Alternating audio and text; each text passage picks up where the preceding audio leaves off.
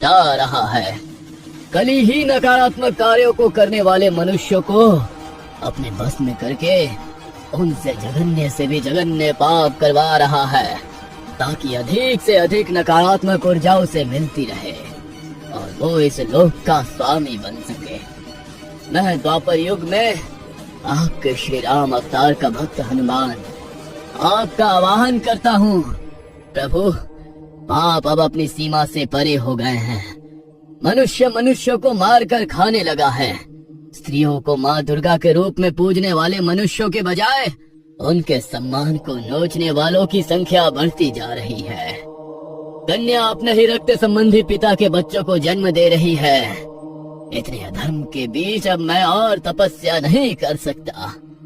कली की सेना में पापी और अधर्मियों की संख्या हर गुजरते दिन के साथ बढ़ती ही जा रही है। पेशेंट की कंडीशन बहुत क्रिटिकल है। लड़की दर्द से बुरी तरह करा रही है। मुझे लगता है बचेगी नहीं। नर्स की बात सुनकर ड्यूटी आवर्स खत्म होने के बाद कुछ पल अपने केबिन में जाकर आंख बंद करके बैठी हुई डॉक्टर नाव्या बिजली की फुर्ती से अपनी कुर्सी से उठकर खड़ी हो जाती है। क्या हुआ सिस्टर? क्या इमरजेंसी है? मैं 2 मिनट में वार्ड में आती हूँ। आप पेशेंट को अटेंड करिए। नर्स के कहने पर डॉक्टर नाव्या एक बार फिर से स्टेथोस्कोप अपने गले में डालती है। हाथों में ग्लव्स पहनकर तेजी से इमरजेंसी वार्ड की ओर जाने लगती है। अंदर बेड पर एक पेशेंट लेटी हुई थी। दर्द से उसका बुरा हाल था। चेहरा कमजोरी से सफेद पड़ चुका था और आंखों के नीचे काले गड्ढे दिखाई दे रहे थे, जिससे पता चलता था कि उसके अंदर सिर्फ नाम मात्र का ही खून है। क्या हुआ इन्हें? डॉक्टर की बात सुनकर पेशेंट जोर जोर से रोने लगती है। देखो, रोने में टाइम वेस्ट मत करो। सच सच बताओ क्या हुआ है तुम्हारे साथ। अगर तुम सच नहीं बताओगी तो मैं तुम्हारी कोई हेल्प नहीं कर पाऊंगी। खाना वाला नहीं खाती हो क्या? ये क्या हाल बना रखा है तुमने? तुम्हारा चेहरा देखकर समझ में आता है कि तुम्हारे अंदर खून की कमी है। डॉक्टर की बात सुनकर बिस्तर पर लेटी पेशेंट हिचकियां लेकर रोने लगती है।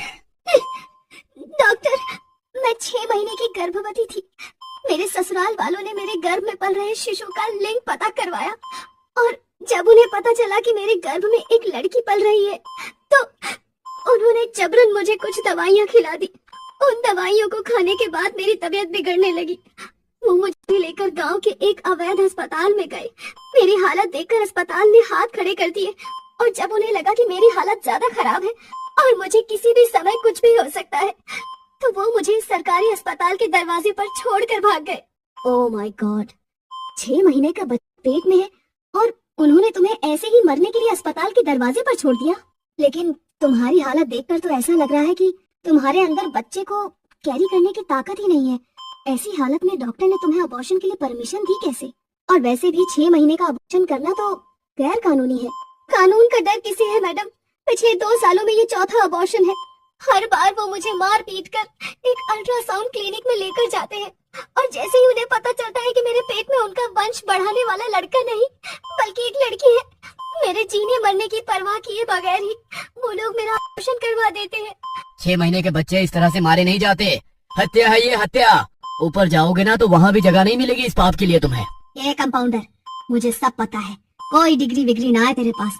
मुझे पता है चोरी की मशीन यहाँ लगाकर गैर कानूनी काम करता है तू।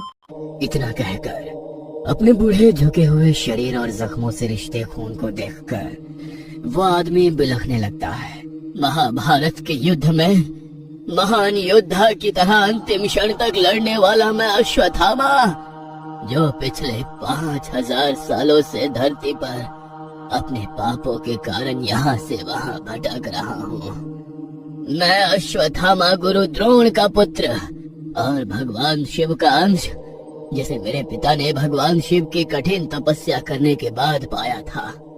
पृथ्वी पर आज तक जितने भी धर्म युद्ध हुए उसमें सबसे अधिक भयावह यदि कोई युद्ध था तो वो था महाभारत का युद्ध, जिसमें धर्म और अधर्म एक दूसरे के सामने आकर टकराए, जिसमें स्वयं भगवान श्री कृष्ण ने भाग लिया और संसार में अधर्म का विनाश करके धर्म की स्थापना की।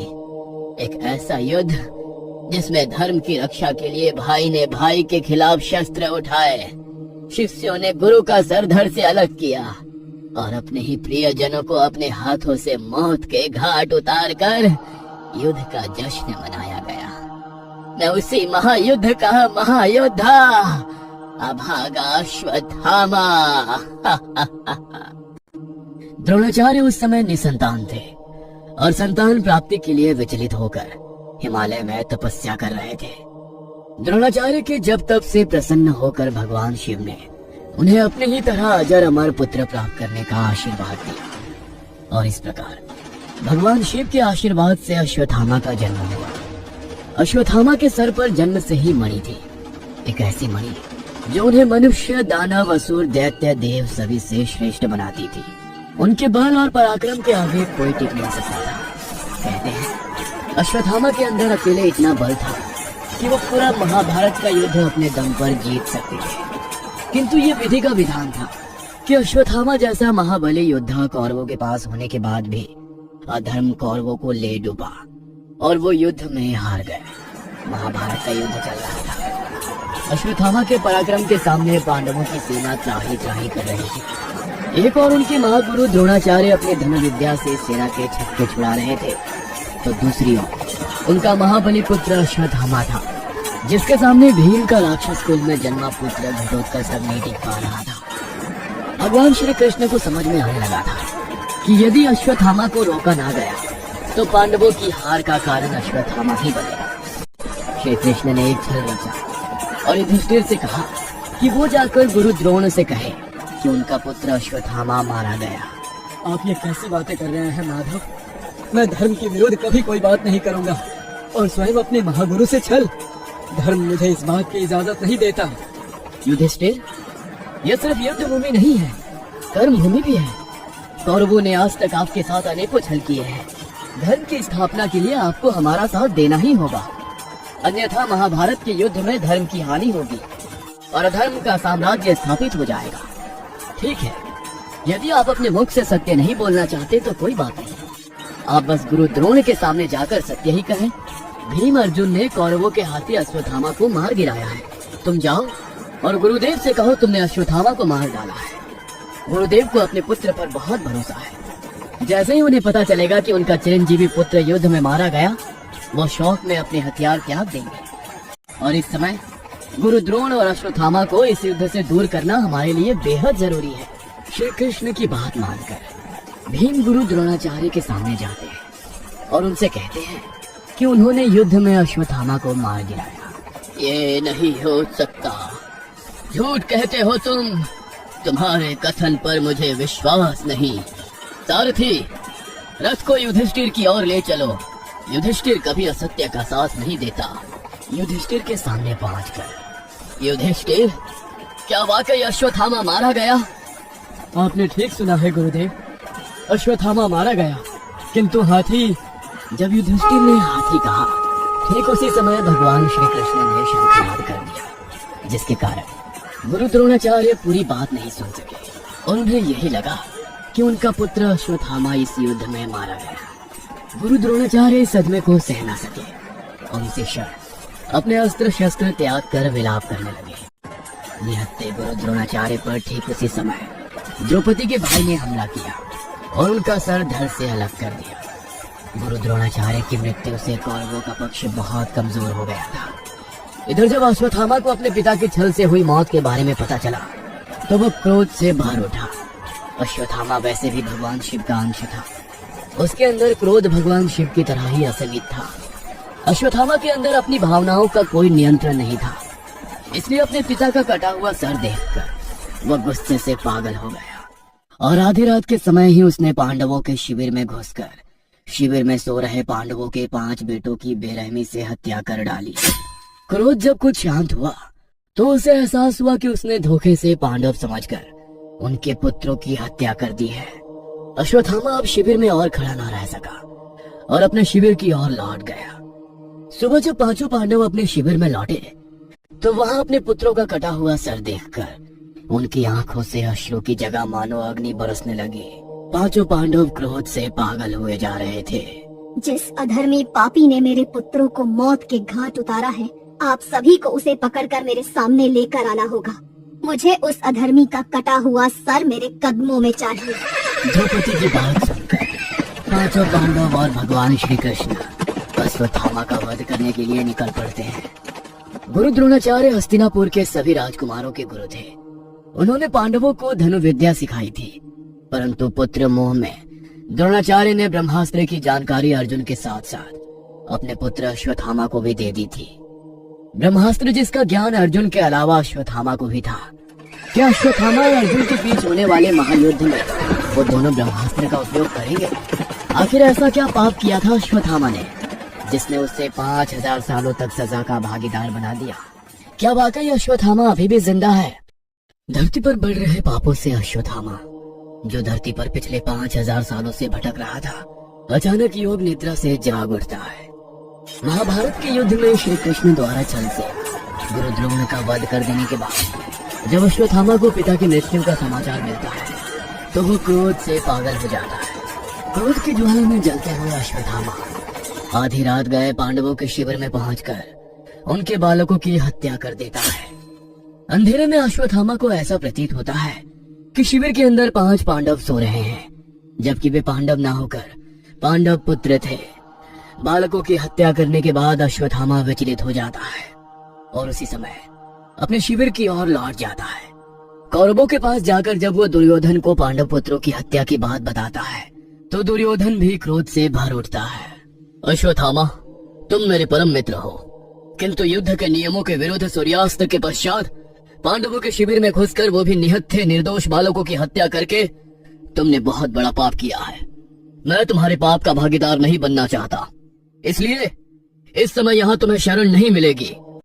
तुम यहाँ से जा सकते हो। दुर्योधन के द्वारा सहायता देने से इनकार करने के बाद अश्वत्थामा जाकर किसी अज्ञात स्थान पर छिप जाता है। दूसरी ओर अपने पुत्रों की मृत्यु पर शोक मनाती द्रौपदी के आंसू 5 पांडवों का कलेजा छलनी कर रहे थे। हे कुंती पुत्रों, आपको सौगंध है जिस पापी ने मेरे निहत्थे पुत्रों को निर्मम तरीके से मौत के घाट उतारा है, आप उसकी कटी हुई गर्दन लाकर मेरे पैरों में रखेंगे, तभी मैं ये शोक समाप्त करूंगी।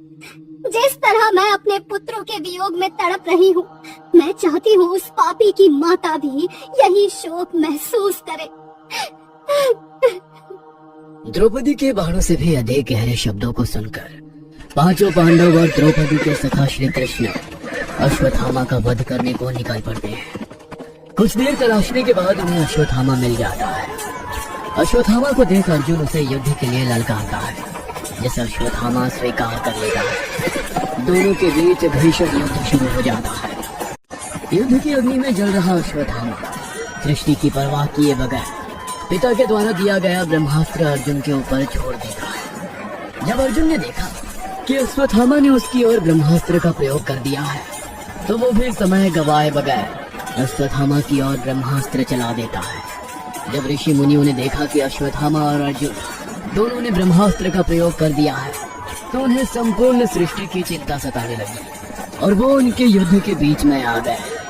ये कैसा अनर्थ कर दिया आपने? क्या आप नहीं जानते कि ब्रह्मास्त्र की शक्ति के आगे संसार में कोई भी शक्ति नहीं टिक सकती? आप दोनों के ब्रह्मास्त्र से संपूर्ण सृष्टि का विनाश हो सकता है। आप दोनों महायोद्धा हैं। कृपया कर इस ब्रह्मास्त्र को वापस ले लें, अन्यथा सब कुछ समाप्त हो जाएगा। प्राणी, जीव, जंतु सभी को इसका प्रभाव भुगतना पड़ेगा।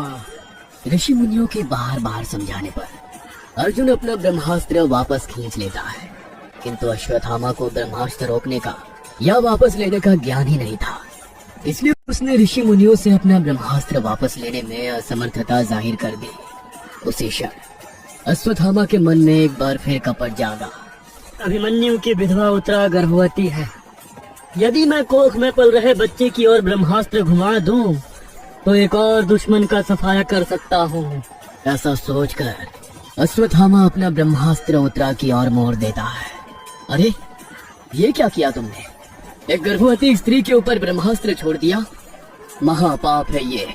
ब्रह्मास्त्र छोड़ने के बाद उसको रोक पाना संभव नहीं था, इसलिए इससे पहले कि कोई भी कुछ कर पाता, अश्वत्थामा के ब्रह्मास्त्र के कारण अभिमन्यु की विधवा उत्तरा के गर्भ में पल रहे शिशु की मौत हो जाती है। बच्चे की मौत को देखकर श्री कृष्ण भयंकर रूप में क्रोधित हो जाते हैं। मूर्ख, ये तूने क्या अनर्थ कर दिया? एक गर्भस्थ शिशु जिसने अभी दुनिया भी नहीं देखी, उसके ऊपर अस्त्र का प्रयोग करते हुए तुम्हें शर्म नहीं आई? तेरे जैसे पापी के लिए संसार में कोई स्थान नहीं। एक शिशु जिसे संसार का बोध भी नहीं, उसको अपने स्वार्थ के चलते मार डालना, इस पाप को ईश्वर कभी माफ नहीं करता। अश्वत्थामा के सर पर स्थित मणि, जो कि उसके पास जन्म से थी, श्री कृष्ण एक ही बार में उस मणि को अश्वत्थामा के सर से निकाल लेते हैं और उसके सर पर एक घाव दिखाई देने लगता है। जो पाप तूने किया है ना, उसके बाद तू ये मणि धारण करने के योग्य नहीं रहा। ये मणि तुझे नर श्रेष्ठ बनाती थी, किंतु ये निकृष्ट कार्य करके तूने श्रेष्ठ होने का गौरव सदा के लिए खो दिया। ये संसार अब तुझे तेरे बल और पराक्रम के लिए नहीं जानेगा। तू अब इतिहास में एक महायोद्धा नहीं, महापापी बनकर युगों युगों तक याद किया जाएगा। मैं तुझे श्राप देता हूँ कि तेरा चिरंजीवी होने का वरदान तेरे लिए अभिशाप बन जाएगा। तेरे सर पर बना जख्म कभी भरेगा ही नहीं। तू ऐसे ही वन वन भटकेगा, किंतु तुझे कोई मनुष्य अपने आसपास दिखाई नहीं देगा। तेरे जख्मों में से खून और मवाद रिसेगा। तो दर्द से कराहेगा, तड़पेगा, भूखा प्यासा रहेगा, किंतु चाहकर भी किसी को अपना पाप और अपनी पहचान नहीं बता पाएगा। श्री कृष्ण के मुंह से ऐसी बातें सुनने के बाद अश्वत्थामा अपने घुटनों के बल जमीन पर गिर जाता है और श्री कृष्ण के सामने गिड़गिड़ाने लगता है। मुझे क्षमा कर दीजिए प्रभु, मेरी गलतियों का इतना बड़ा दंड मत दीजिए मुझे। मैं मानता हूँ अपराध हुआ है मुझसे। आप चाहे तो मुझे मृत्यु की सजा दे दें, किंतु अपना श्राप वापस ले लीजिए। जो पाप तुमने किया है, मृत्यु उसके लिए बहुत छोटा दंड होगा। तुम्हारा दंड यही है कि तुम कलयुग के अंत तक इस पृथ्वी पर भटकते रहोगे। चिरंजीवी तो रहोगे, किंतु अपने जीवन पर हर पल धिक्कार करोगे। संसार की कोई दवा, वैद्य, हकीम तुम्हारे जख्मों को भर नहीं सकेगा। तुम्हारे घावों से बहता रक्त और हर पल उसमें होती पीड़ा तुम्हें तुम्हारा कुकर्म याद दिलाएगी और सृष्टि के अंत तक तुम यही पीड़ा सहते रहोगे। कलयुग के अंत में जब पाप अपनी सीमा से परे हो जाएंगे, जब पृथ्वी पर असुर कली का राज होगा, तब चारों ओर त्राहिमाम मचा होगा। तब धरती पर बुराइयों से लड़ने के लिए एक अवतार का जन्म होगा, जिसका नाम होगा कल्कि। कल्कि भगवान विष्णु का अंतिम अवतार होगा, जो धरती पर जन्म लेकर पाप का नाश करने आएंगे। पाप और धर्म की उस लड़ाई में तुम्हें धर्म का साथ देना होगा और तभी तुम इस पाप से मुक्त हो सकोगे। आखिर कब तक यह धर्म देखकर भी आंखें बंद करके बैठना होगा मुझे? पृथ्वी पर हर पल बढ़ रहे पाप और अधर्म को चुपचाप बैठकर सिर्फ देखते रहना और निर्दोषों की चीखों को सुनने से बड़ा दर्द और क्या होगा प्रभु? अपने घाव और पीड़ा तो मैं सह भी जाऊं, किंतु ये अधर्म, पाप, बलात्कार, हत्या कैसे सहूं ये सब? आखिर कब तक मेरी करनी का दंड मुझे भोगना होगा? कलयुग में बढ़ रहे पाप अब मेरी सहन शक्ति से परे हो रहे हैं प्रभु। जिस मित्रता के लिए श्री कृष्ण ने पांडवों की छोटी और कमजोर सेना को चुना, अर्जुन के साथ अपनी मित्रता साबित करने के लिए अवतार होते हुए भी सारथी बनकर रथ चलाना स्वीकार किया, ताकि युद्ध भूमि में समय समय पर अपने मित्र का मार्गदर्शन कर सके। आज मित्रता के नाम पर हो रही छल कपट तो सामान्य सी बात है। जटिलतम अपराध करने से भी मनुष्य चूक नहीं रहा। प्रतिदिन बढ़ते पाप से जो नकारात्मक ऊर्जा उत्पन्न हो रही है, प्रतिदिन बढ़ते पाप से जो नकारात्मक ऊर्जा उत्पन्न हो रही है, उससे कली की शक्तियाँ नियमित रूप से बढ़ती ही जा रही है। और कली की शक्तियाँ जितनी बढ़ेंगी, इस युग में पाप उतना ही बढ़ता जाएगा। मनुष्य के दिमाग को कली की शक्तियों ने अपने काबू में कर लिया है। हर वो व्यक्ति जिसके मस्तिष्क पर क्रोध, वासना, कपट, लालच, भ्रष्टाचार छाया हुआ है, वो कली के प्रभाव में है। वे सभी असुर कली की सेना के लायक हैं। जब कली अपने वास्तविक स्वरूप में आ जाएगा, तो अपनी शक्तियों से इन सभी मनुष्यों को अपना दास बना लेगा, जिनके अंदर नकारात्मकता भरी हुई है। और जिस प्रकार आज का मनुष्य इन सभी विसंगतियों में गिरा है, वो दिन दूर नहीं कि कली ही इस धरती का स्वामी बन जाएगा। ये बलात्कारी, भ्रष्टाचारी, चोर, लुटेरे सब कली को ही अपना भगवान मानेंगे। जो उन्हें कुकर्म करने की आजादी देगा, उनके लिए तो वही उनका भगवान होगा। धरती पर स्त्रियों को देवी की तरह पूजा जाए, द्रौपदी की तरह फिर कभी किसी स्त्री का अपमान ना हो सके। इसीलिए नव दुर्गा में 9 दिनों तक स्त्री के 9 रूपों की पूजा की जाती है, किंतु इस कलयुग में नवरात्रि में 9 दिन जिन कन्याओं को देवी स्वरूप पूजा जाता है, 10वें दिन से ही उन कन्याओं के प्रति मनुष्य का नजरिया बदल जाता है।